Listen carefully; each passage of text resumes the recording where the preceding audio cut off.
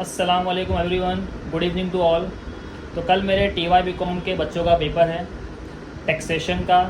जो पेपर 24 मार्च को होने वाला था वो पेपर पोस्टपोन्ड होके 5 अप्रैल को कर दिया गया। तो आई होप, मुझे पता है बच्चों कि वो जो गैप पड़ता है उस गैप के अंदर आप लोगों ने जो पहले से तैयारी की हुई थी और उसके बाद सडनली इतना बड़ा गैप दे दिया गया आपको, तो वो आपके लिए एक डिसएडवांटेज था कि आपने जो कुछ भी पढ़ाई किया था और आप 24 मार्च के लिए रेडी थे, उसके बाद सडनली आपके जो पेपर्स है वो पोस्टपोन कर दिए गए और वो पोस्टपोन होकर कल के दिन चला गया। यानी 24 मार्च से लेके 5 अप्रैल तक आपके बीच में जो गैप आया है, तो उसमें आपने आई होप पढ़ाई की हो, और अगर नहीं पढ़ाई की है तो आप प्रेशर में बिल्कुल मत आना।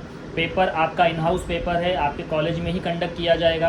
और दूसरा बेनिफिट ये है कि बच्चों पेपर आसान ही आएगा।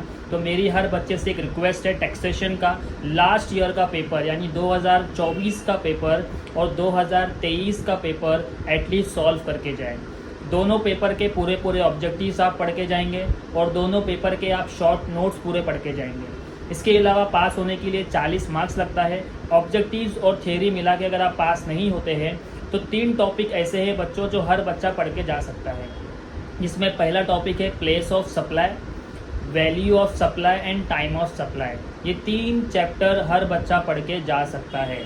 उसके अलावा भी चैप्टर आसान ही है बच्चों, लेकिन बात सिर्फ कुछ समय की है। तो कुछ समय के हिसाब से मैं आपको ये 3 चैप्टर बोलूँगा कि आप ये करके जाना। और अगर मौका मिले तो एक चैप्टर और कर लेना, that is ITC, input tax credit, जहाँ पे हम आउटपुट माइनस इनपुट करके GST की लायबिलिटी निकालते हैं और बड़ा आसान चैप्टर है। तो आपको लास्ट 2 साल के पेपर बच्चे अच्छे से कवर करना है, ऑब्जेक्टिव्स के साथ कवर करना है। प्रैक्टिकल सम्स नहीं आता है कोई बात नहीं, ऑब्जेक्टिव्स और शॉर्ट नोट मिला के आप पास हो जाओगे, तो बिल्कुल टेंशन लेने की ज़रूरत नहीं है। मेरी तरफ से हर बच्चे को best of luck, paper will be easy.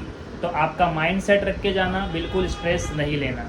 Okay, have a good day and once again best of luck for your second last paper of your semester 6 TY BCom।